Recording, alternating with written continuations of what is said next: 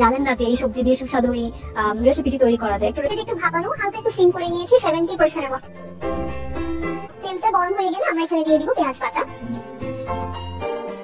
ফুলকপির পরিমাণ অনুযায়ী আমরা পেঁয়াজ বাটাটা বাড়িয়ে কমিয়ে নেব। আর যেহেতু কোরমা পেঁয়াজ বাটাটা একটু বেশি যায়। হ্যাঁ, এটা ফুলকপির কোরমা হলেও মানে যেহেতু ভেজিটেবল, মাংসের তুলনায় এটাতে কিন্তু মশলাপাতি একটু আমরা কমই ব্যবহার করছি। এরপর এখানে আমরা দিয়ে দিব আদা বাটা, রসুন বাটা। এরপর দিয়ে দিব রসুন বাটা।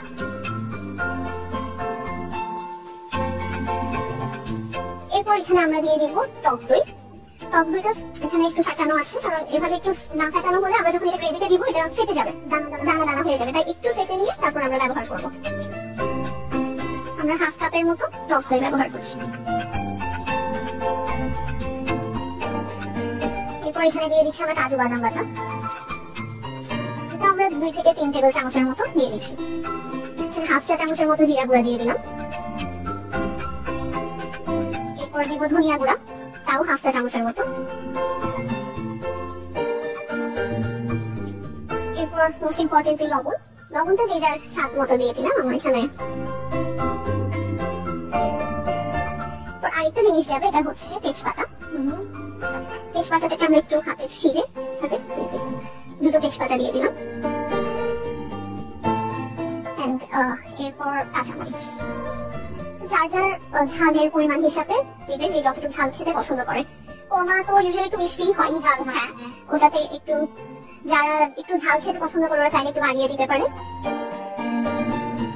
এখন হচ্ছে আমরা মশলাটাকে একটু 4 মিনিটের জন্য একটু কষাবো, কাঁচা যে একটা গন্ধ থাকে ওটা চলে যাবার জন্য। আমরা একটু নেড়ে দিই মশলাটা। তেলটা আমরা দেখছি এখন পরে ফুটে এসেছে, তাহলে আমরা বুঝতে পারবি আমাদের কষানোটা হয়েছে।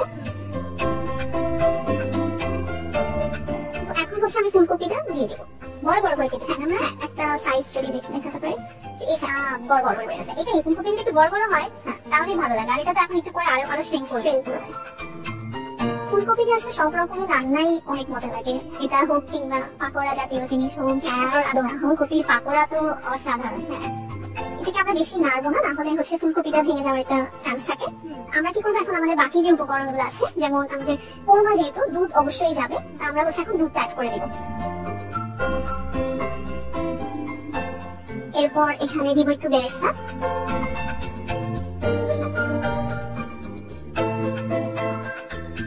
বেরেস্তাটা অ্যাড করে দিলাম। একটু ব্যালেন্স করার জন্য আমাদের চিনিটা দিতে হবে একটু। এখন আমরা এটাকে 5 মিনিট একটু কুক করে আমরা নামিয়ে নেব। আমরা একটু 5 মিনিট ওয়েট করবো।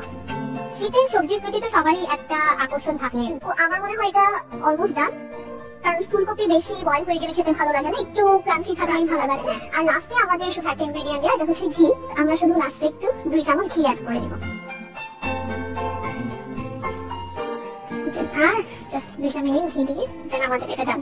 ঠিক আছে আপু, আপনি প্লেটিং করতে থাকেন, এভাবে আমি আমাদের বইয়ে যেভাবে সাজানো হয়েছে ফুলকপির কোরমাটি সেটা একটু দেখে নিই। আমাদের ফুলকপির কোরমা একদমই রেডি। এখন হচ্ছে আমরা এটা প্লেট করে নিব। এখানে যে ফুলকপির টুকরোগুলো আছে এগুলো খুবই আলতো হাতে আমাদেরকে একটু সার্ভ করে নিতে হবে। আর একটু বড় করে কাটলে সুবিধা হচ্ছে, দেখতেও যেমন ভালো লাগে, ভাঙার চান্সটাও কম থাকে না। জি, একটা ফুলকপির শেপ করে আমরা ফুলের মধ্যে সাজিয়েছি, এটাকে শেপ করছি। কি আছে এটা বসিয়ে দিলাম। এগুলো হচ্ছে পেঁয়াজের কলি। ওকে, দারুণ, কি সুন্দর প্রেজেন্টেশন।